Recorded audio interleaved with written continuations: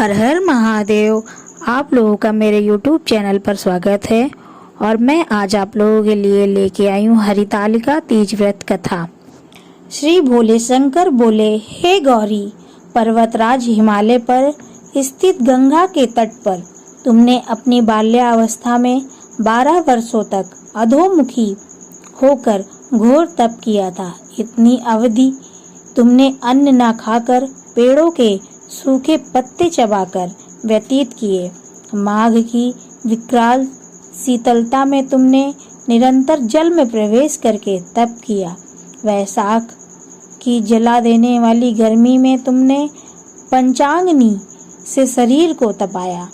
श्रावण की मूसलाधार वर्षा में खुले आसमान के नीचे बिना अन्न जल ग्रहण किए समय व्यतीत किया।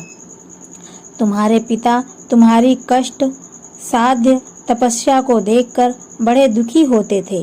उन्हें बड़ा कलेश होता था। तब एक दिन तुम्हारी तपस्या तथा पिता के कलेश को देखकर नारद जी तुम्हारे घर पधारे। तुम्हारे पिताजी ने हृदय से अतिथि सत्कार करके उनके आने का कारण पूछा। नारद जी ने कहा, गिरिराज, मैं भगवान विष्णु के भेजने पर यहाँ उपस्थित हुआ हूँ। आपकी कन्या ने बड़ा कठोर तप किया है। इससे प्रसन्न होकर वे आपकी सुपुत्री से विवाह करना चाहते हैं। इस संदर्भ में आपकी क्या राय जानना चाहता हूँ। नारद जी की बात सुनकर गिरिराज गदगद हो उठे। उनके जो जैसे सारे कलेश ही दूर हो गए। प्रसन्नचित होकर वे बोले, श्रीमान, यदि स्वयं विष्णु मेरी कन्या का वरण करना चाहते हैं तो भला मुझे क्या आपत्ति हो सकती है। वे तो साक्षात ब्रह्म हैं। हे महर्षि, यह तो हर पिता की इच्छा होती है कि उसकी पुत्री सुख संपदा से युक्त पति के घर की लक्ष्मी बने। पिता की सार्थकता इसी में है कि पति के घर जाकर उसकी पुत्री पिता के घर से अधिक सुखी रहे।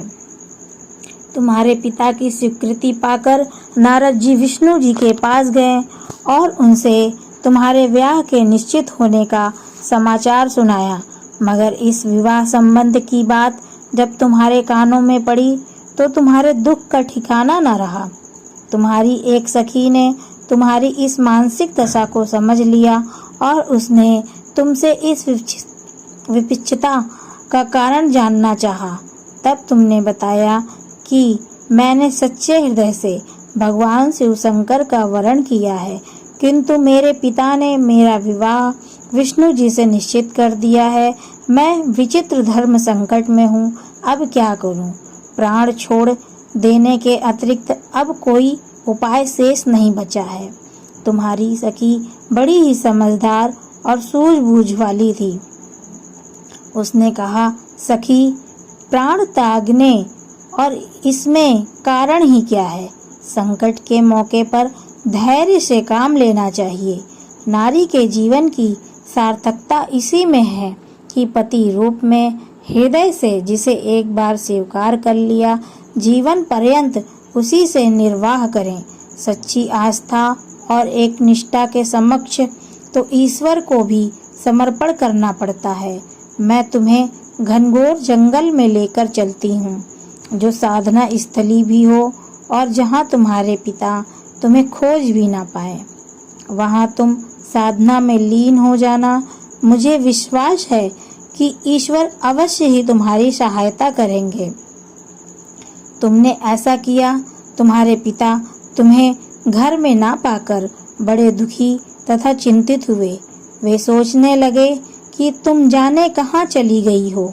मैं विष्णु जी से उसका विवाह करने का प्रण कर चुका हूँ। यदि भगवान विष्णु बारात लेकर आ गए और कन्या घर पर ना हुई तो बड़ा अपमान होगा। मैं तो कहीं मुंह दिखाने के योग्य भी नहीं रहूँगा। यही सब सोचकर गिरिराज ने जोर शोर से तुम्हारी खोज शुरू करवा दी। इधर तुम्हारी खोज होती रही और उधर तुम अपनी सखी के साथ नदी के तट पर एक गुफा में मेरी आराधना में लीन थी। भाद्रपद शुक्ल तृतीया को हस्त नक्षत्र था। उस दिन तुमने रेत के शिवलिंग का निर्माण करके व्रत किया। रात भर मेरी स्तुति के गीत गाय कर जागी। तुम्हारी इष्ट कष्ट साध्य तपस्या के प्रभाव से मेरा आसन डोलने लगा। मेरी समाधि टूट गई और मैं तुरंत तुम्हारे समक्ष जा पहुंचा और तुम्हारी तपस्या से प्रसन्न होकर तुमसे वर मांगने के लिए कहा। तब अपनी तपस्या के फलस्वरूप मुझे अपने समक्ष पाकर तुमने कहा, मैं हृदय से आपको पति के रूप में वरण कर चुकी हूँ। यदि आप सचमुच मेरी तपस्या से प्रसन्न होकर आप यहाँ पधारे हैं तो मुझे अपनी अर्धांगिनी के रूप में स्वीकार कर लीजिए। तब मैं तथास्तु कहकर कैलाश पर्वत पर लौट गया।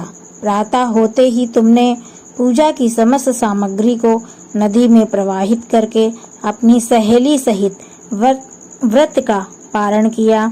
उसी समय अपने मित्र बंधु व दरबारियों सहित गिरिराज तुम्हें खोजते खोजते वहां आ पहुँचे और तुम्हारी इस कष्ट साध्य तपस्या का कारण तथा उद्देश्य पूछा। उसी समय तुम्हारी दशा को देखकर गिरिराज अत्यंत दुखी हुए और पीड़ा के कारण उनकी आंखों में आंसू उमड़ आए थे। तुमने उनके आंसू पोंछते हुए विनम्र स्वर में कहा, पिताजी, मैंने अपने जीवन का अधिकांश समय कठोर तपस्या में बिताया है। मेरी इस तपस्या का उद्देश्य केवल यही था कि मैं महादेव को पति के रूप में पाना चाहती थी। आज मैं अपनी तपस्या की कसौटी पर खरी उतर चुकी हूँ। आप क्योंकि विष्णु जी से मेरा विवाह करने का निर्णय ले चुके थे, इसलिए मैं अपने आराध्य की खोज में घर छोड़कर चली आई। अब मैं आपके साथ इसी शर्त पर घर जाऊंगी कि आप मेरा विवाह विष्णु जी से न करके महादेव जी से करेंगे। गिरिराज मान गए और तुम्हें घर ले के गए। कुछ समय के पश्चात शास्त्रोलोक विधि विधान पूर्वक उन्होंने हम दोनों का विवाह कराया और विवाह बंधन में हम दोनों को बांध दिया। हे पार्वती, भाद्रपद की शुक्ल तृतीया को तुमने मेरी आराधना करके जो व्रत किया था, उसी के फलस्वरूप मेरा तुमसे विवाह हो सका।